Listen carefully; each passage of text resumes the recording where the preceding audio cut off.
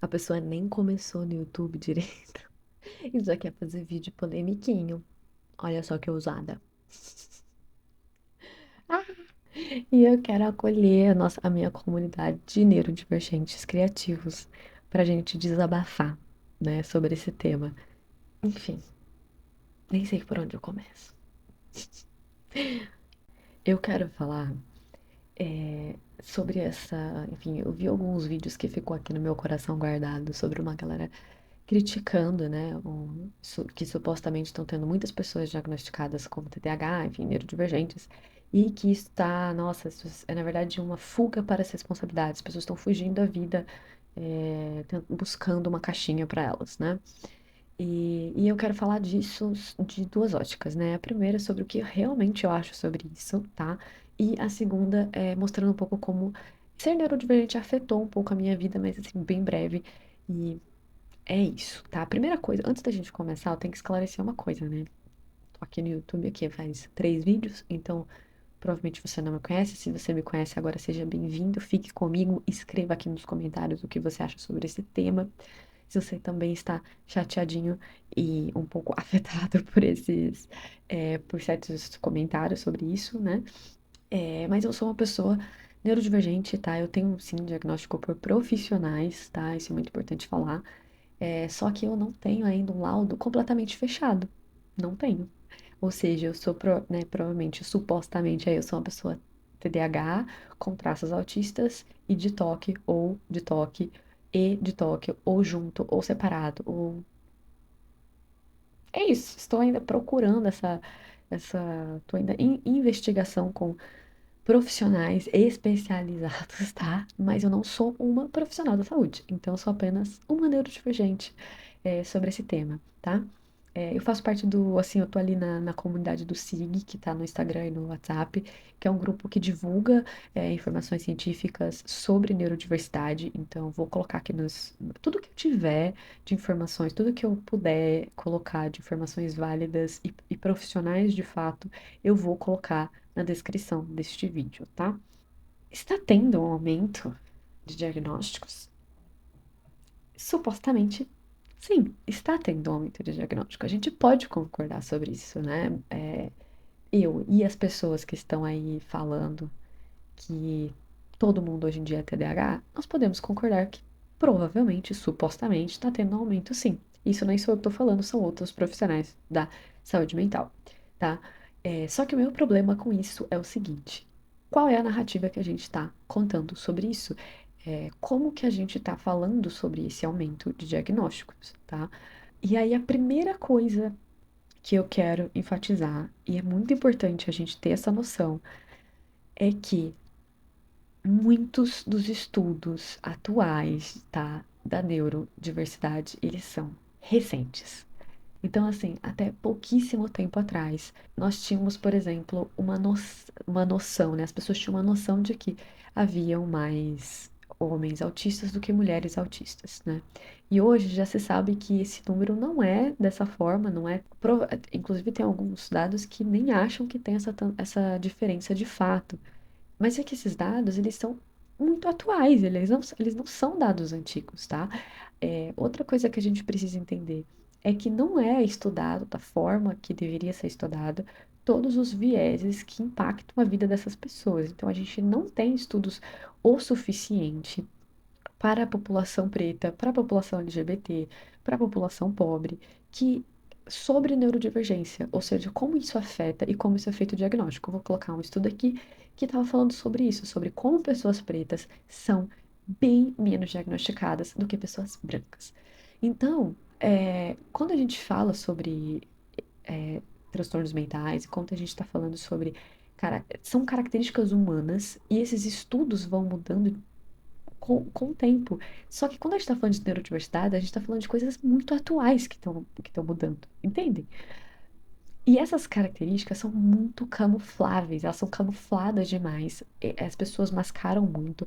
Isso muda, assim, o que eu quero entender é que não é que uma pessoa ela deixa de ser neurodivergente porque, sei lá, ela tá num país que seja mais extrovertido, né? Ou ela tá num país que seja menos introvertido, ou se a pessoa for exposta a alguma coisa, desde criança, ela nunca vai ser neurodivergente e tal. Isso não existe. A pessoa, ela é neurodivergente. Né? Uma pessoa TDAH, ela é uma pessoa TDAH. Só que para você perceber isso, vai ficando muito difícil ao longo da vida dessa pessoa. E tem algumas pessoas, grupos de pessoas que são mais difíceis de você perceber isso, né? E a gente não tem estudo suficiente para realmente ter uma clareza dessa forma, tá? Então, então assim, o que que a gente começa a entender? Que as informações ainda hoje em dia estão ainda engatinhando, a gente avançou pra caramba, mas ainda tem bastante é, divergências entre alguns profissionais, tá? A gente precisa entender que é muito importante procurar profissionais que sejam especializados e não só profissionais que estudaram. Ah, eu acho que eu sei o que que é, tive uma aula ali, li 2 livros. Não, realmente tem cursos, tem pessoas que são embasadas para isso, tá? E ainda tem muitos vieses subjetivos, né? Que ali na conversa, que não é só um teste que você faz para ter um diagnóstico. Então, se é tudo tão difícil, se é tudo tão complexo, eu questiono também uma outra coisinha aqui.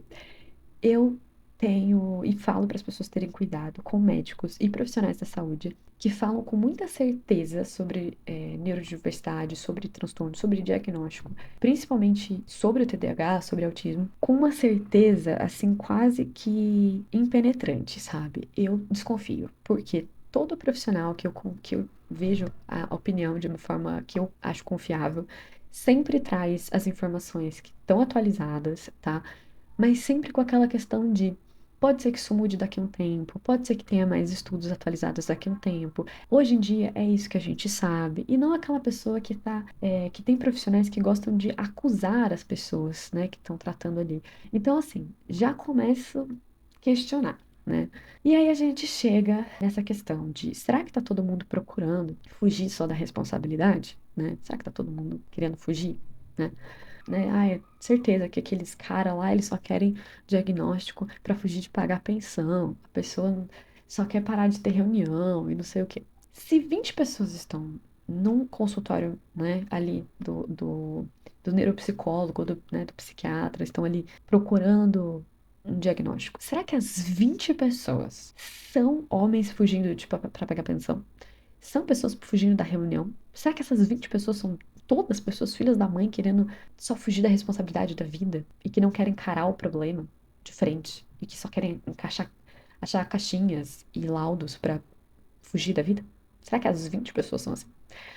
Então, então assim, eu não gosto de olhar por essa ótica. Eu gosto de olhar por outras óticas. A primeira ótica que eu gosto de ver eu acho que a gente podia ser considerado de senso comum que se a gente tem mais pessoas sendo diagnosticadas, é também porque tem mais pessoas tendo acesso à informação. Então, a gente tem muitas pessoas se identificando com outras pessoas neurodivergentes, e eu vou falar disso daqui a pouco, tá? Que eu sei que isso é um problema para muita gente, e isso é o foco do problema para alguns argumentos.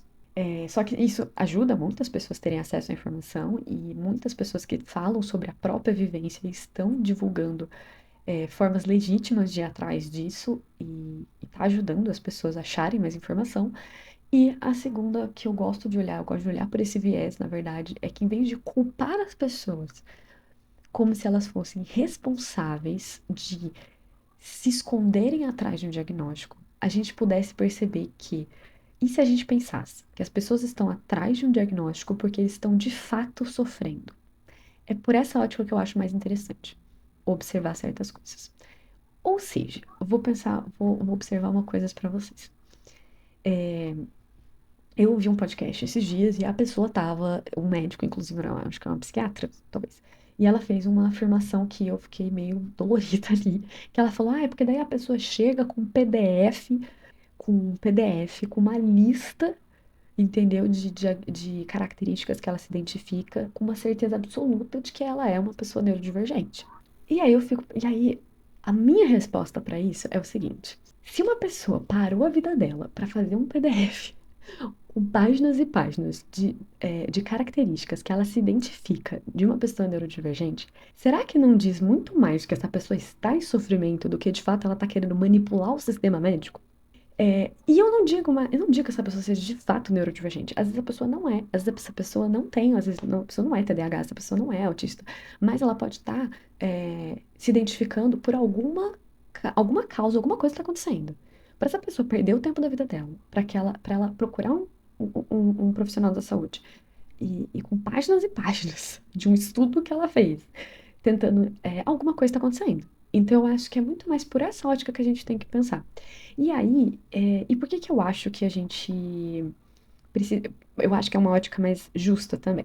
Porque quando a gente fala dessa forma, a gente parece que todo mundo que é TDAH é super validado, todo mundo que é neurodivergente, todo mundo que é autista, nossa, é super validado. Eu tô falando dessa ótica, né? Tipo, TDAH, autismo e tal, porque são as coisas que eu mais pesquiso, tá, gente? Mas assim, neurodiversidades não são só isso, tá? Pessoas bipolares são neurodivergentes, né? Enfim, tem várias outras características aqui, tem vários outros diagnósticos que se enquadram na neurodivergência, tá? Só que quando a gente fala sobre isso, quando a gente fala sobre saúde mental no geral, não tá tendo essa validação toda, entendeu? As pessoas não estão tendo essa validação toda maravilhosa para que a gente ache que é gostoso ter um diagnóstico.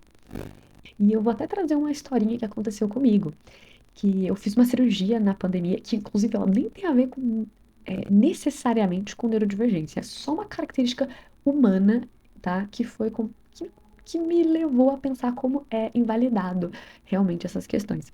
Eu fui operar na pandemia, e aí o anestesista veio no quarto depois e conversou comigo e fez uma pergunta. Ele falou: Você tem sensibilidade? Eu falei: Olha, eu sempre fui uma pessoa sensível. Ele falou: Mas não estava no seu laudo. Eu falei: Olha, eu não falei que eu era uma pessoa sensível, porque sempre fui uma pessoa sensível, mas nunca pensei que isso fosse de fato importante, porque nenhum médico nunca levou em consideração isso, enfim. E aí ele falou que isso é absurdamente importante. Se nenhum médico leva em consideração, é pra eu continuar repetindo, porque algum dia o médico vai levar em consideração. E no caso, ele falou, eu levaria em consideração, porque você passou mal pra caramba na anestesia. Eu tive uma super reação com anestesia. E ele falou, se você tivesse falado que você tem uma sensibilidade com medicação, que o seu corpo, que o seu sistema de resposta com medicações tem uma sensibilidade, eu teria administrado de uma forma um pouco diferente. Eu não sei o que significa isso, tá? Porque, novamente, eu não sou profissional da saúde. Mas foi o que ele me falou na época. Ou seja, o que que eu aprendi a vida inteira? Que alergia, né? Alergia lá no documento, é algo que você tem que falar para as pessoas, tem que falar para os médicos. Agora, sensibilidade é algo que não existe. Então, é algo que não existe. Então, se não existe, não tem que ser falado, né? É invalidado total. E, inclusive, eu já passei mal com medicação, não porque eu sou alérgica, mas porque o médico não ouviu que eu falei que eu sou uma pessoa sensível e ele não administrou a medicação de uma forma para uma pessoa sensível, ou seja, ele me deu uma dose muito alta, muito rápido. Então, isso é só um exemplo de quantas características humanas que nós temos que são extremamente invalidadas. Então, assim, não é como se as pessoas quisessem ser, né, tipo assim, eu quero ter um atestado de neurodiversidade porque minha vida vai ser mais fácil. Gente, mas onde que vai ser mais fácil? Porque eu sou uma pessoa neurodivergente e eu não sinto que minha vida é mais fácil, sabe? Então, assim, você não vai ser mais validado por isso, necessariamente, sabe?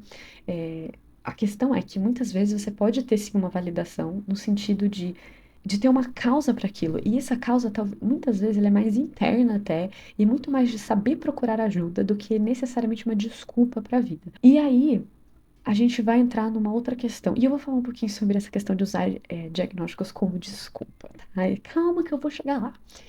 A segunda coisa que muitas pessoas, né, estão aí reivindicando, também falando, não, mas o problema não é esse. O problema é a desinformação da internet, porque o TikTok virou uma onda de pessoas sendo diagnosticadas pelo TikTok. Tá, vamos concordar, o TikTok não é psiquiatra, psicólogo, neuropsicólogos, tá? Isso é um fato. TikTok, internet, qualquer site, rede social pode ter desinformação. Isso é um fato, nós sabemos, eu sei, você sabemos, nós todos sabemos, não seremos ingênuos. Só que, de novo, qual é a narrativa que a gente está querendo contar, né? E aí eu vou falar que existe sim um grupo de pessoas que estão espalhando fake news, que são pessoas que são produtores de conteúdos, enfim, de uma forma não tão, não tão correta. Só que assim, eu não quero falar sobre esses produtos, essas pessoas que estão falando, né, sobre produtores de conteúdos que realmente passam desinformação. Porque esses dias eu vi uma pessoa criticando e usou como exemplo um criador de conteúdo que fala sobre ser TDAH e que eu achei um pouco problemático usar essa pessoa como um exemplo. Porque daí eu quero falar só que assim, porque daí eu acho que tem um outro grupo de pessoas, tem neurodivergentes produzindo conteúdo sobre a própria vida, sendo pessoas neurodivergentes. E aí, claro que a gente pode criticar a forma que essas pessoas trazem, por exemplo, o conteúdo que fala assim: você é neurodivergente se você faz tal coisa, se você é assim, assim, assado. Eu acho que esse tipo de conteúdo, sim, a gente pode criticar. Mas se uma pessoa está dando um exemplo, por exemplo, eu perco a chave todos os dias, eu coloco copos espalhados pela minha casa. E aí tem alguém que critica, não, mas isso aí não quer dizer que é neurodivergente. Não, isso não quer dizer que você é neurodivergente se você esquece a chave todo dia. Porque não é só isso que significa ser neurodivergente. Só que esse é um recorte da vida da pessoa que é neurodivergente e está produzindo conteúdo sobre ser neurodivergente. Eu acho muito, às vezes até um pouco cruel criar, assim, criticar produtores de conteúdos que falam sobre isso, assim, retratando a própria vida, quando você falando, olha como essa pessoa está sendo irresponsável, mostrando que qualquer pessoa esquece a chave e é uma pessoa neurodivergente. Se você analisar bem, às vezes, o vídeo, não, a pessoa não está falando isso. A pessoa só está falando que, olha como eu, pessoa neurodivergente, esqueço a chave todos os dias. E isso é um recorte da vida dela e que outras pessoas neurodivergentes vão se identificar. E dentro desse recorte, as pessoas vão se identificar porque o problema não está em esquecer a chave. O problema é que esquecer a chave é 0,1% de todas as coisas que ela esquece, de todas as coisas que é um problema, de todas as coisas que não estão sendo funcionais dentro do sistema que a gente vive. Ou seja, a pessoa, ela não está passando desinformação só porque ela está contando um recorte da vida dela. O problema é você passar um recorte da sua vida e falar que ser neurodivergente é totalmente baseados naquele recorte. Isso sim é um problema. Só que eu vejo pessoas criticando criadores de conteúdos que não estão fazendo isso, que estão só falando sobre esses recortes e criando um senso de comunidade. Pessoas neurodivergentes passaram a vida inteira se sentindo completamente isolados da sociedade, tipo, se sentindo que são estranhos, se sentindo que são diferentes de todo mundo, que só não conseguem ser organizados, que são competentes de alguma forma. E aquele lugar, aqueles espaços que você encontra com com outras pessoas que são parecidas, você se sente acolhido. Então eu acho um pouco injusto a gente culpar as pessoas que estão procurando acolhimento, que ninguém ali está querendo diagnosticar ninguém. As pessoas só estão falando, "Ah, você faz isso também, eu também faço isso." E a gente vai dar risada de uma situação porque não necessariamente a gente vai querer chorar todos os dias, entende? Então, de novo, eu acho que a narrativa não está em querer só culpar as pessoas sobre esse problema. Tá, mas de fato existe desinformação. E de fato existe aquela pessoa lá que se atrasa, aquela pessoa chata que se atrasa e que ela fica o tempo todo culpando o diagnóstico dela, aquela pessoa chata, não sei o quê.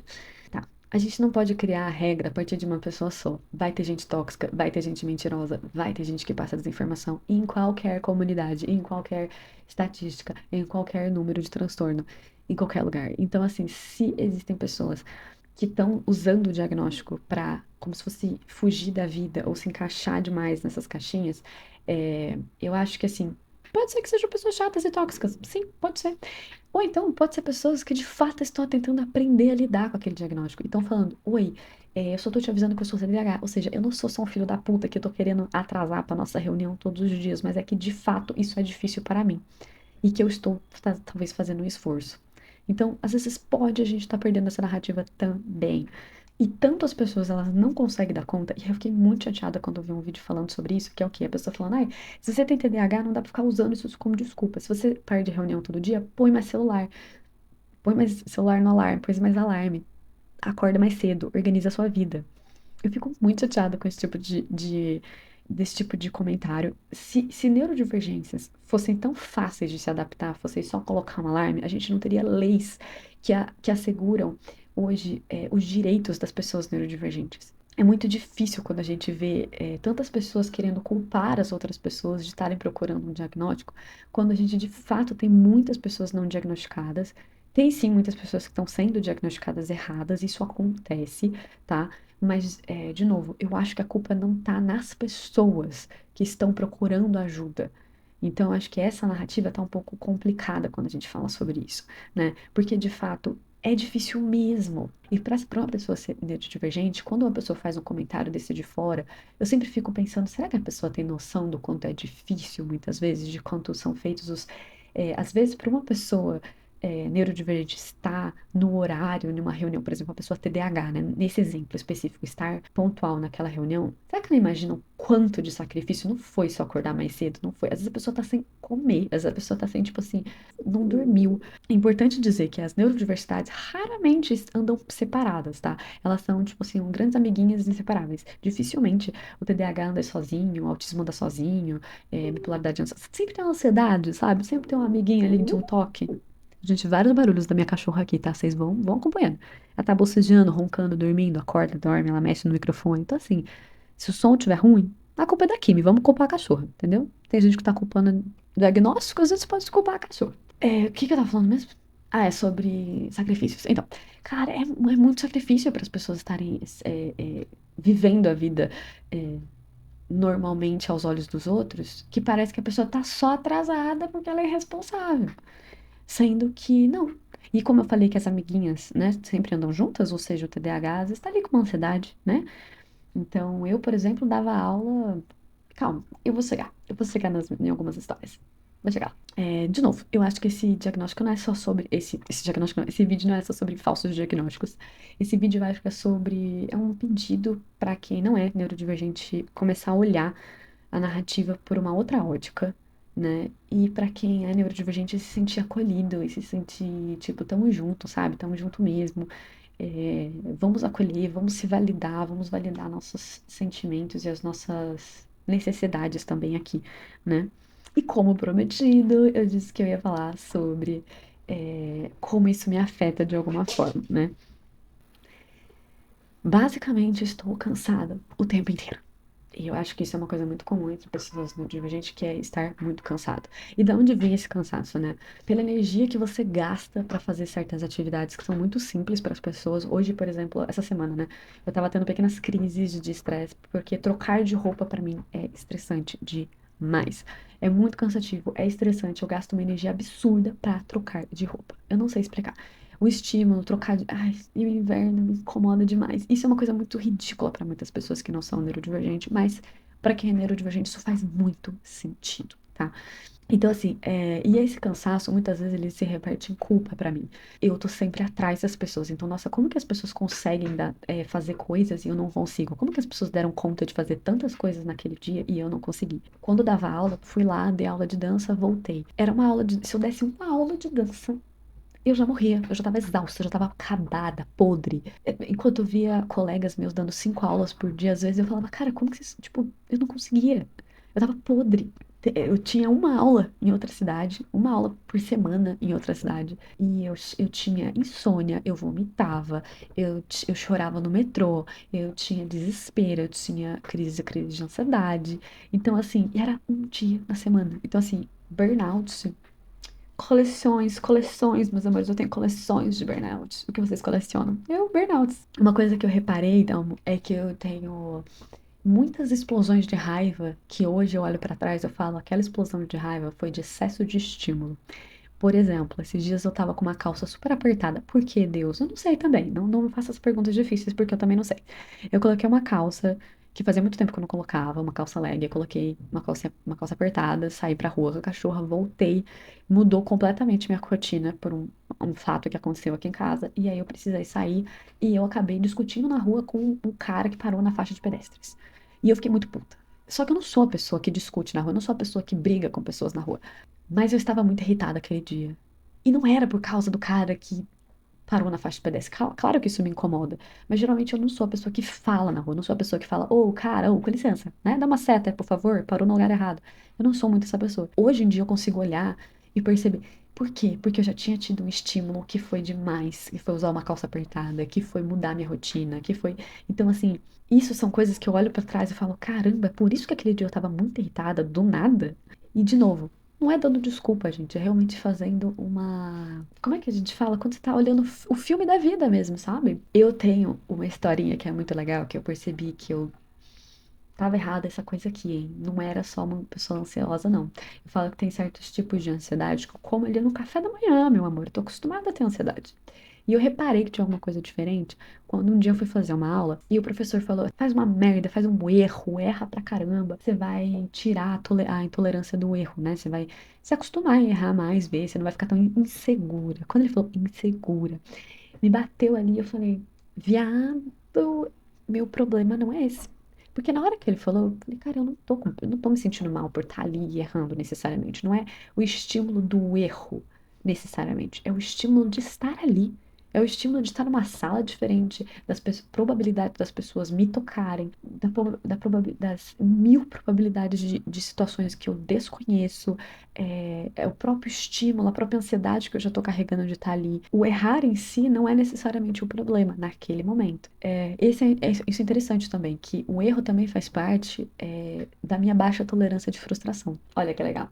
Eu carrego essa baixa. Isso é muito clássico do TDAH, tolerância bem baixa a frustrações. E eu carrego muito isso quando eu tô estudando, assim, eu reparo muito nessas questões, quando, por exemplo, eu evito algumas técnicas que eu sei que eu vou me frustrar um pouco mais, né? E ao mesmo tempo eu fico num loop muito grande de como eu gosto muito de métodos e regras, eu quero, às vezes, aprender aquele método, aquela regra, daquele jeito, né? Inclusive, isso é. Ai, às vezes você entra aqui no quê? No hiperfoco, gata. Hiperfocos. Vocês colecionam hiperfocos também? Baleias, bandas coreanas, bandas alemãs, aprender a cozinhar, tentar aprender um idioma e nunca conseguir, técnica de desenho, filmes, livros. Cachorro. Vocês sabiam que os cachorros, por exemplo, desenvolveram músculos faciais mais desenvolvidos aqui, mais do que os lobos, né? Para poder se comunicar aqui com os seres humanos. E por isso eles têm aqueles olharzinhos de sobrancelha caída? Pois é, eu aprendi isso no hiperfoco sobre cachorros. É, maluquice.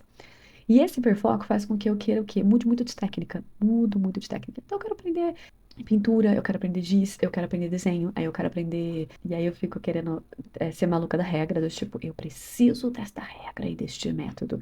E aí eu troco e eu fico assim, quem é você para querer dizer que eu preciso desenhar com essa regra, com esse método? Hã? Isso é bem. E não é simples, não é tipo assim, ai, todo mundo tem isso. Não, é intenso. Então, assim, essa dificuldade de aceitar, né, eu tô sempre navegando por muitos estilos. Aí eu falei, você é uma multiartista, porque eu gosto de várias coisas, né? Tem hiperfoco em várias coisas. Só que isso também é um problema, não é um defeito, isso acaba de sendo um fluxo. E hoje a gente tem muitos multi-artistas. Que linda, tão criativa ela, né? Só que isso dificulta muitas vezes a seguir um caminho, sabe? Seguir estratégia. E aí você coloca isso com a baixa de energia, que eu só dou conta de poucas atividades por dia, e aí eu tenho a sensação de que eu posso mais, porque você se sente um pouco, né, com a vida ali meio podada, e aí você toma uma pitadinha de desespero, e aí a gente tem o puro suco do caos. Entendeu? Basicamente é isso aí.